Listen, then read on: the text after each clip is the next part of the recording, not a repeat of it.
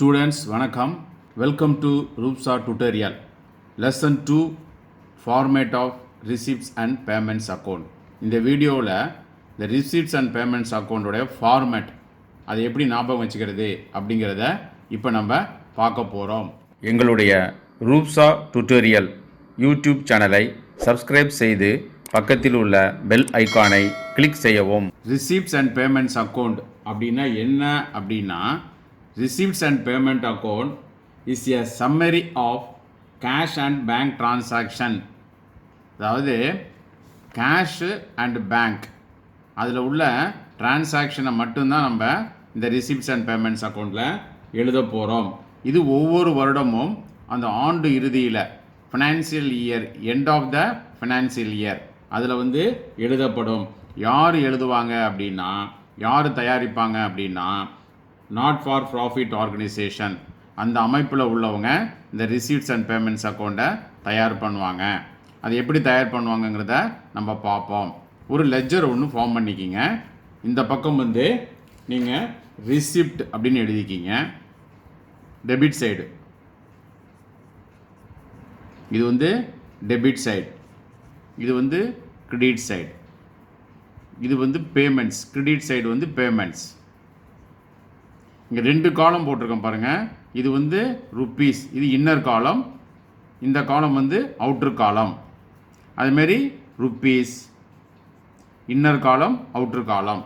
இப்போ பார்த்தீங்கன்னா இதுக்கு யூஸ்வலாக பார்த்தீங்கன்னா நம்ம ஹெட்டிங் எழுதணும். ஹெட்டிங் எப்படி எழுதணும் அப்படின்னு கேட்டிங்கன்னா, receipts and RECIPTS receipts and payments account for the year ended. ஒவ்வொரு கணக்குலையும் ஒரு இயர் கொடுப்பாங்க, the last day of the financial year. அதை இங்கே நம்ம எழுதணும். இப்போ ரிசிப்ட்ஸ்னால் என்ன, பேமெண்ட்ஸ்னால் என்ன? ரிசிப்ட்ஸ்னால் பெறுதல்கள், பேமெண்ட்ஸ்னால் கொடுக்கறது. இப்போ பார்த்தீங்கன்னா மெயினாக பார்த்தீங்கன்னா இந்த ரிசிப்ட்ஸ் அண்ட் பேமெண்ட்ஸ் பார்த்தீங்கன்னா சம்மரி ஆஃப் கேஷ். அப்போ இந்த இடத்துல கேஷுன்னு போட்டுங்க, இது பெய்டுன்னு இங்கே போட்டுக்குங்க, இங்கே ரிசீவ்டுன்னு போட்டுங்க. இந்த கேஷை ரிசீவ் பண்ணால் ரிசிப்ட்ஸ் பக்கம், இந்த கேஷை பெய்டு பண்ணால் பேமெண்ட்ஸ் பக்கம். அவ்வளோதான். அப்போ டிரான்சாக்ஷன் உங்களுக்கு கணக்கில் கொடுப்பாங்க. ரிசீவ்டு அப்படின்னு வந்தாவே ரிசிப்ட்ஸ் பக்கம் நம்ம எழுதணும். கேஷ் பெய்டுனாவே பேமெண்ட்ஸ் பக்கம் நம்ம எழுதணும். அவ்வளோதான், வேறு ஒன்றுமே கிடையாது. இப்போ என்னென்ன டிரான்சாக்ஷன் கணக்கில் கொடுத்துருப்பாங்க அப்படின்னா, ஜென்ரலாக 1 ஏப்ரல் இல்லை 1 ஜனவரி இந்த ரெண்டுத்துலேயே cash in hand, cash at bank இது ரெண்டுடைய பேலன்ஸ் கொடுப்பாங்க. 1/4/1/1 அப்படின்னாவே ஓப்பனிங் பேலன்ஸ் அப்படின்னு அர்த்தம். Opening balance. அப்போ பார்த்தீங்கன்னா இந்த கேஷ் இன் ஹேண்ட் கையில் பணம் இருந்தாலும் சரி, பேங்கில் பணம் இருந்தாலும் சரி, அது நமக்கு சொத்து. நான் ஏற்கனவே சொல்லியிருக்கிறேன், அசட்ஸாக இருந்தால் டெபிட் சைடு எழுத வேண்டும், லைபிலிட்டி இருந்தால் கிரெடிட் சைடு எழுத வேண்டும். இப்போ கையில் காசு இருக்குது அப்படின்னா அது ஒரு அசட், பேங்கில் பணம் இருக்குது அப்படின்னாலும் அது ஒரு அசட். அப்போ டெபிட் சைடு நாம் எழுத வேண்டும். அப்போ எப்படி எழுதுறது அப்படின்னா, டு பேலன்ஸ் B/D.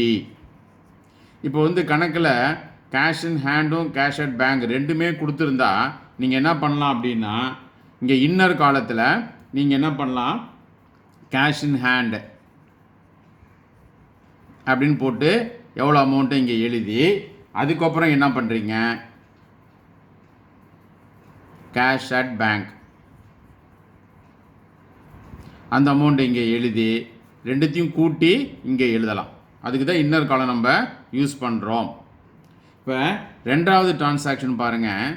அதுமாரி opening balance, bank over draft, bank ஓடி இது ரெண்டும் ஒன்று தான். பேங்க் ஓடி, பேங்க் ஓவர் டிராஃப்ட் அப்படின்னா என்ன அர்த்தம் அப்படின்னா, நம்ம பேங்கில் கடன் வாங்கி அந்த கடனை நம்ம பே பண்ணிகிட்ருக்கோம், அதை நம்ம யூஸ் பண்ணிகிட்ருக்கோம் அப்படின்னு அர்த்தம். அப்போ இது ஒரு குறுகிய கால கடன் நமக்கு பேங்க்கு கொடுக்கும். பிஸ்னஸ் நம்ம பண்ணுறதை வச்சு நமக்கு கொடுக்கும். அதை பற்றி நம்ம பெரிய டாபிக், அதில் 2-3 வகையெல்லாம் இருக்குது, அதை நம்ம பின்னாடி படிக்கலாம். நீங்கள் தெரிஞ்சுக்கிறது என்னன்னா, பேங்க் ஓவர் டிராஃப்ட் அப்படின்னா என்னன்னா பேங்க்கில் நம்ம வந்து கடன் வாங்கி அதை செலவு பண்ணிகிட்ருக்கோம் அப்படின்னு அர்த்தம்.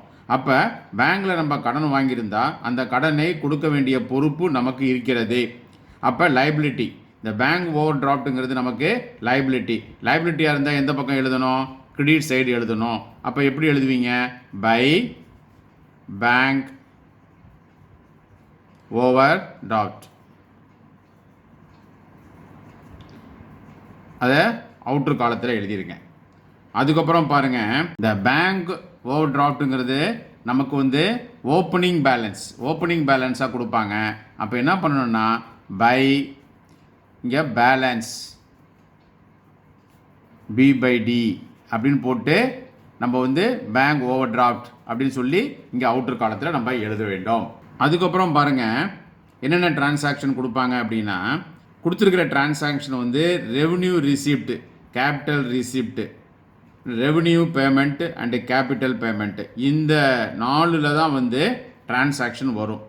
நம்ம இந்த ரிசிப்ட்ஸ் அண்ட் பேமெண்ட்ஸை பொறுத்த வரைக்கும் ரெவன்யூ ரிசிப்டாக இருந்தாலும் எழுத வேண்டும், கேபிட்டல் ரிசிப்டாக இருந்தாலும் எழுத வேண்டும். அதுமாரி ரெவன்யூ பேமெண்ட்டு, கேபிட்டல் பேமெண்ட்டு எந்த பேமெண்ட்டாக இருந்தாலும் நம்ம இந்த அக்கௌண்ட்டில் எழுதணும். அதனால் இது வந்து எல்லாத்தையுமே நம்ம இங்கே எழுதுறதுனால எதை எங்கெங்கே எழுதுறது, டெபிட் சைடா கிரெடிட் சைடா அப்படிங்கிறத இப்போ நம்ம பார்ப்போம். இப்போ ரெவன்யூ ரிசிப்ட் அப்படின்னா என்ன அர்த்தம்? ரிசிப்ட்னாவே என்ன? ரிசிப்ட் பக்கம். அப்போ ரெவன்யூ ரிசிப்ட்டு, கேபிட்டல் ரிசிப்ட்டு இதெல்லாம் பார்த்தீங்கன்னா நான் இதுக்கு முன்னாடி ஒரு வீடியோவில் கிளியராக சொல்லியிருக்கிறேன். என்னென்ன டிரான்சாக்ஷன் வந்து ரெவன்யூ ரிசிப்டில் வரும், கேபிட்டல் ரிசிப்டில் வரும், எது வந்து ரெவன்யூ பேமெண்ட்டில் வரும், கேபிட்டல் பேமெண்ட்டில் வருங்கிறத நான் விவரமாக 2.1 அப்படிங்கிற வீடியோவில் நான் வந்து எக்ஸ்பிளைன் பண்ணியிருக்கிறேன். அதை நல்லா படிச்சுக்கிங்க. இப்போ ரெவன்யூ ரிசிப்ட் என்னென்னலாம் கொடுக்குறாங்களோ அது எல்லாமே என்ன பண்ணணும்? டு ரெவன்யூ ரிசிப்ட் எல்லாமே என்ன பண்ணணும்? நம்ம டெபிட் சைடு எழுத வேண்டும். அதேமாரி கேபிட்டல் ரிசிப்ட் எதாக இருந்தாலுமே அனைத்துமே நீங்கள் ரிசிப்ட் பக்கம் எழுத வேண்டும். அப்போ ரெவன்யூ பேமெண்ட், கேபிட்டல் பேமெண்ட் ரெண்டுத்தையுமே என்ன பண்ணணும்? நம்ம வந்து கிரெடிட் சைடு எழுத வேண்டும். பை ரெவன்யூ பேமெண்ட்,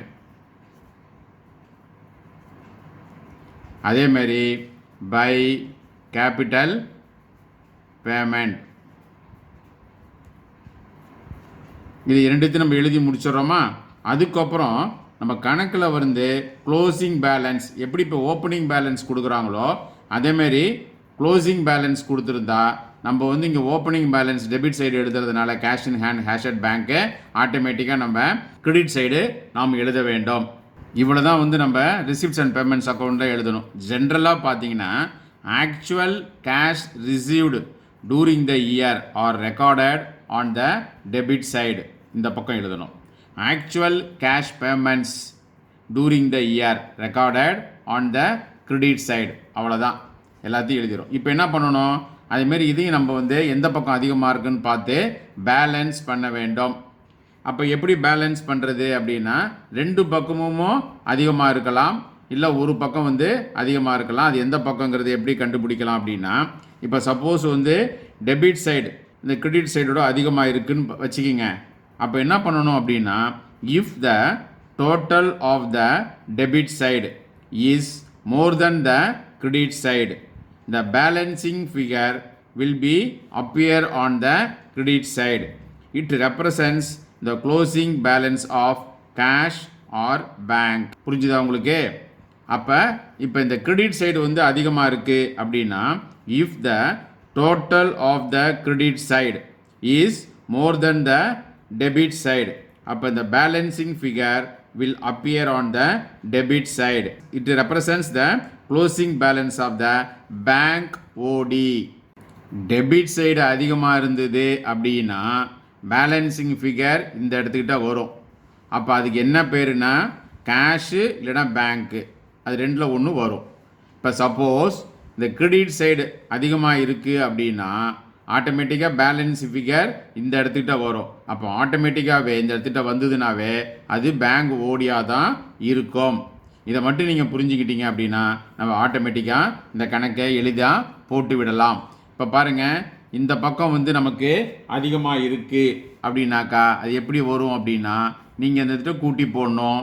அதுமாரி இந்த இடத்துக்கிட்ட நீங்கள் கூட்டி போட வேண்டும். இப்போ இந்த பக்கம் அதிகமாக இருக்குது, அது இங்கே போடுறீங்க. அப்போ பேலன்சிங் ஃபிகர் இங்கே வரும். இப்போ இந்த பேலன்ஸ் ஃபிகர் எப்படி இருக்கணும் அப்படின்னா cash in hand R cash at bank. இது ரெண்டில் ஒன்றா இருக்கும், இல்லை ரெண்டாகவும் இருக்கலாம். அது என்ன பண்ணணும்? By balance C/D. புரிஞ்சுதா உங்களுக்கு? அந்த மாதிரி நம்ம எழுத வேண்டும். இப்போ இந்த கிரெடிட் சைடு வந்து இங்கே அதிகமாக இருக்குது. அப்போ ஆப்போசிட்டில் எழுதி அப்போ என்ன பண்ணுவீங்க? பேலன்சிங் ஃபிகர் இங்கே வரும். அது என்னன்னு கேட்டிங்க அப்படின்னா டு பேலன்ஸ் C/D. இது என்ன அர்த்தம்? பேங்க் ஓவர் டிராஃப்ட் OD அப்படின்னு அர்த்தம். அவ்வளோதான். அது இது ஒன்று இது வரும், இல்லை இது வரும். அதுதான் வந்து நம்ம இப்படி தான் இந்த ரிசிப்ட்ஸ் அண்ட் பேமெண்ட்ஸை வந்து நம்ம ஞாபகம் வச்சுக்கணும். அதுக்கப்புறம் இன்னொன்று முக்கியமான ஒரு டிரான்சாக்ஷன் என்னன்னு கேட்டிங்கன்னா நான் கேஷ் ஐட்டம். இது வந்து மேக்ஸிமம் வந்து கேஷ் ஐட்டம் தான். நம்ம ரிசீவ் பண்ணால் இந்த பக்கம், பே பண்ணால் இந்த பக்கம். இங்கே பாருங்கள், நான் கேஷ் ஐட்டம்ஸ் வந்து கணக்கில் நம்மக்கிட்ட கொடுப்பாங்க உங்களை கன்ஃபியூஸ் பண்ணுறதுக்காக. அதை நீங்கள் அவாய்ட் பண்ணிடணும். அவுட்ஸ்டாண்டிங் சேலரி, டிப்ரிசியேஷன், இது ரெண்டுமே பார்த்தீங்கன்னா both are to be excluded in receipts and payments account. இது ரெண்டுத்தையுமே நம்ம இந்த அக்கௌண்ட்டில் எடுத்துக்கக்கூடாது. அவுட்ஸ்டாண்டிங் சேலரின்னா நம்ம சேலரி கொடுக்கணும், அது வெளியில் நிற்கிது, பணம் கொடுக்கவில்லை, பணமுடைய கேஷ் டிரான்சாக்ஷன் நடக்கலை, சேலரி நம்ம கொடுக்க வேண்டும், கொடுக்கப்பட வேண்டிய சேலரி. டிப்ரிசியேஷன் அப்படின்னா தேய்மானம் அப்படின்னு அர்த்தம். ஒரு மிஷினரி வாங்குகிறோம், நம்ம வந்து யூஸ் பண்ணிகிட்ருக்கோம் அப்படின்னாக்கா ஒரு 6 மாதம் கழித்து அது தேஞ்சு போயிடும். அப்போ வந்து பார்த்தீங்கன்னா அந்த பொருளோட மதிப்பு நமக்கு குறைந்து விடும். எதனால் அப்படின்னா அது தேய்மானத்தால், டிப்ரிசியேஷன் ஆகிறதுனால அந்த பொருள் வந்து நம்மளுடைய மதிப்பு குறைந்து விடுகிறது. அதுவும் கணக்கில் கொடுப்பாங்க.